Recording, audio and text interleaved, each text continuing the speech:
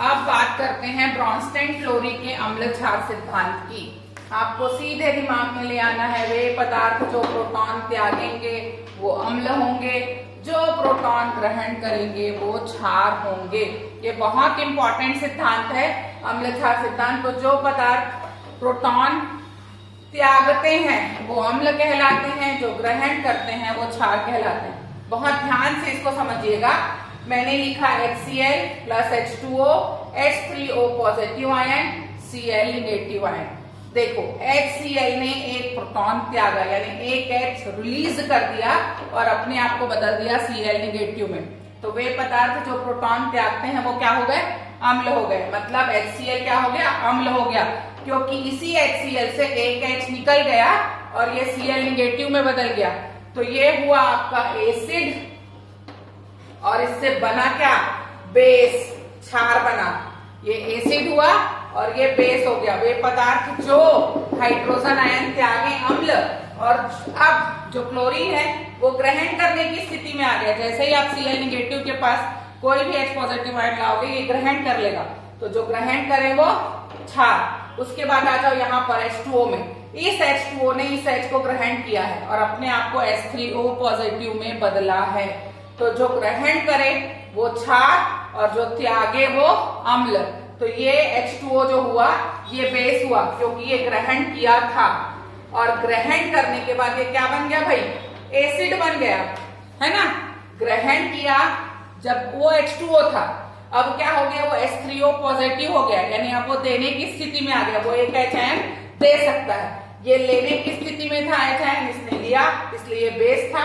ये देने की स्थिति में है इसलिए ये एसिड हो जाएगा। लेकिन इस कहानी में सबसे बड़ा ट्विस्ट, ऐसा ही लिख देते हैं लोग एसिड बेस बस हो गया और यही लिख देंगे 1 2 1 2।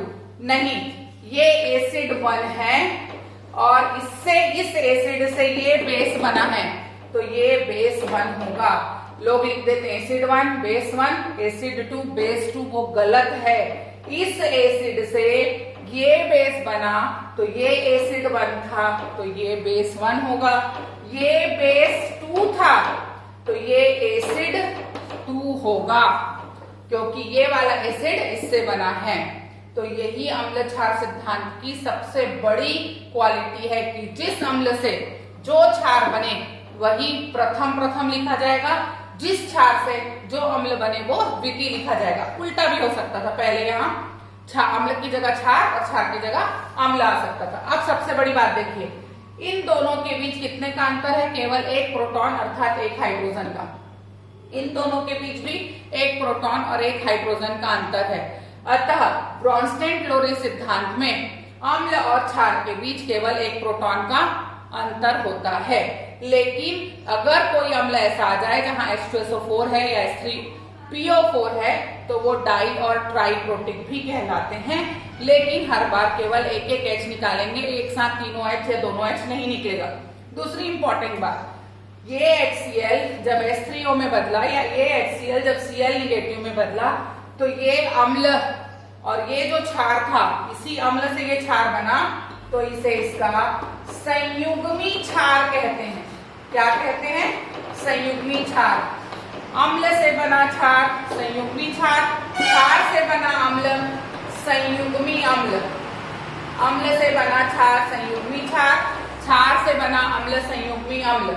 यदि आपका अम्ल प्रबल है तो संयुग्मी क्षार दुर्बल होगा और यदि अम्ल दुर्बल है तो संयुग्मी क्षार प्रबल होगा और दोनों के बीच में एक प्रोटॉन का अंतर होगा। इसे कहते हैं हम ब्रॉन्स्टेन-क्लोरी का अम्ल क्षार सिद्धांत। आपका होमवर्क है, इसकी सीमाएं लिखेंगे आप। अब आते हैं अगले में लुईस अम्ल क्षार सिद्धांत।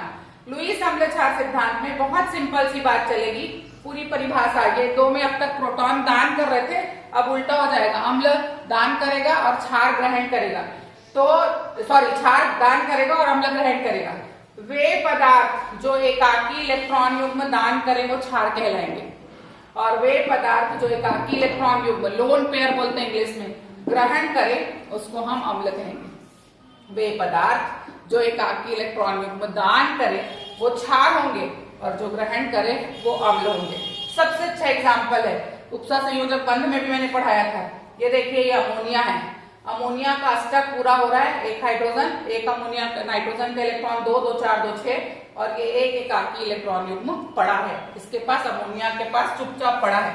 अब क्या होगा, बोरॉन ने जैसे ही 3 फ्लोरीन से क्रिया की उसने अपना 6 इलेक्ट्रॉन तो ग्रहण कर लिया, 2 2 4 और 2 6, और अष्टक पूरा करने के लिए उसको 2 की जरूरत है।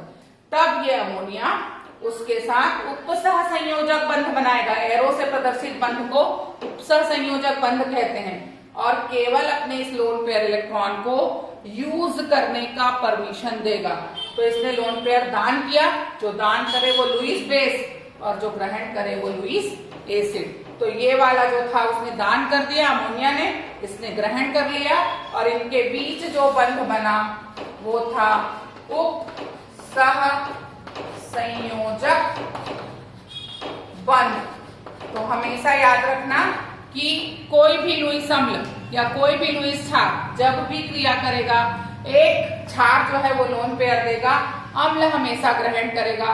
तो इस दान और ग्रहण की क्रिया में जो बंध बनेगा वो हमेशा उपसह संयोजक बंध ही होगा, क्योंकि मैंने उपसह संयोजक बंध की परिभाषा बताई थी कि 2 परमाणु में से या 2 अणु में से कोई भी एक अणु अपना एकाकी इलेक्ट्रॉन युग्म दान करता है, दूसरा केवल उसका उपयोग कर सकता है, उस पर उसका कोई अधिकार नहीं होता। तो ये है आपका ब्रॉन्स्टेन क्लोरी। पहले आर्हेनियस का सिद्धांत था, फिर ब्रॉन्स्टेन क्लोरी का था, और उसके बाद लुईस अम्ल क्षार सिद्धांत। ये 3 नंबर के श्योर शॉर्ट क्वेश्चन है जो आते हैं, इसके भी सीमाएं आप याद करेंगे। हो गए।